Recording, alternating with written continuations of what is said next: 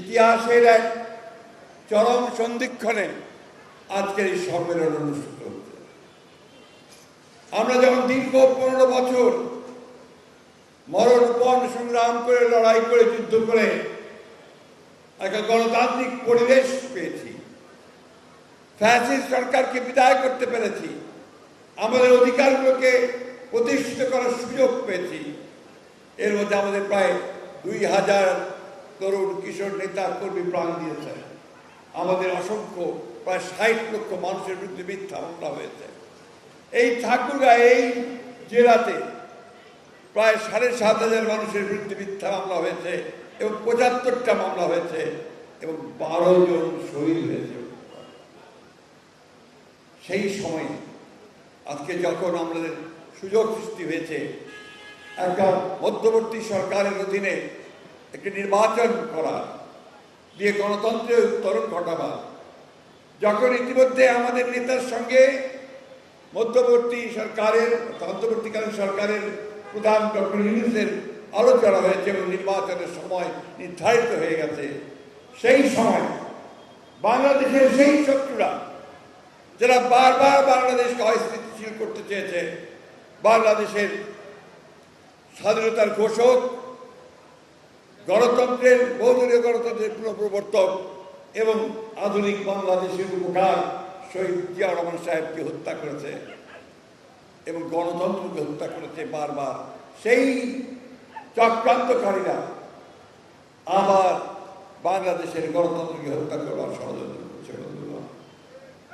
বন্ধুগণ, আজকে সমগ্র জাতি যখন উন্মুখ হয়ে আছে যে একটা নির্বাচনের মধ্য দিয়ে আমরা আমাদের একটা নির্বাচিত সরকার গঠন করব, পার্লামেন্ট গঠন করব, গণতন্ত্রে ফিরে যাবে, ঠিক তখনই এই সমস্যাগুলো তৈরি করা শুরু করেছে। আমি ধন্যবাদ জানাতে চাই ডক্টর ইউনূসকে এবং অন্তর্বর্তীকালীন সরকারকে যে তিনি অত্যন্ত দৃঢ়তার সঙ্গে ঘোষণা করছেন যে 2026 সালের ফেব্রুয়ারি মাসের প্রথম সপ্তাহে প্রথমার্ধেই নির্বাচন অনুষ্ঠিত হবে এবং তিনি বলেছেন যে একমাত্র আল্লাহ তাআলা ছাড়া আর কেউ শক্তি নাই এখান থেকে তাকে সরাতে পারে। আমি সেই জন্য তাকে আন্তরিক ধন্যবাদ এবং কৃতজ্ঞতা জানাচ্ছি। আমি সেই সমস্ত রাজনৈতিক দলগুলোকেও ধন্যবাদ, কৃতজ্ঞতা জানাতে চাই যে যারা আজকে এই নির্বাচন প্রক্রিয়ার মাধ্যমে গণতন্ত্রের উত্তরণের পথকে বেছে নিতে চেয়েছেন। আর আহ্বান জানাতে চাই সেই সমস্ত রাজনৈতিক দলগুলোকে যারা আজকে ভুল করছেন এই চিন্তা করে যে তারা বিলম্ব করলে, নির্বাচনকে বিলম্বিত করলে, নির্বাচনকে বাধাগ্রস্ত করলে তারাও উপকৃত হবেন, বাংলাদেশের মানুষ উপকৃত হবে না। বন্ধুগণ, আমি সেই জন্যই বারবার করে বলছি, আবারও বলছি যে আমাদের যুদ্ধ শেষ হয়ে যায়নি। আমরা সব সময় সতর্ক, সজাগ থাকবেন। প্রতি মুহূর্তে আমাদেরকে সতর্ক থেকে আমাদের জনগণের যে প্রত্যাশা, জনগণের যে আশা, অর্থাৎ একটা গণতান্ত্রিক রাষ্ট্র প্রতিষ্ঠা করবা, সেই রাষ্ট্র প্রতিষ্ঠা করবার লক্ষ্যে আমাদেরকে এগিয়ে যেতে হবে। আমাদের জীবনে আমাদের বক্তারা বলেছেন যে সংস্কার তো বিএনপি শুরু, বিএনপির তো জন্মই সংস্কার দিয়ে।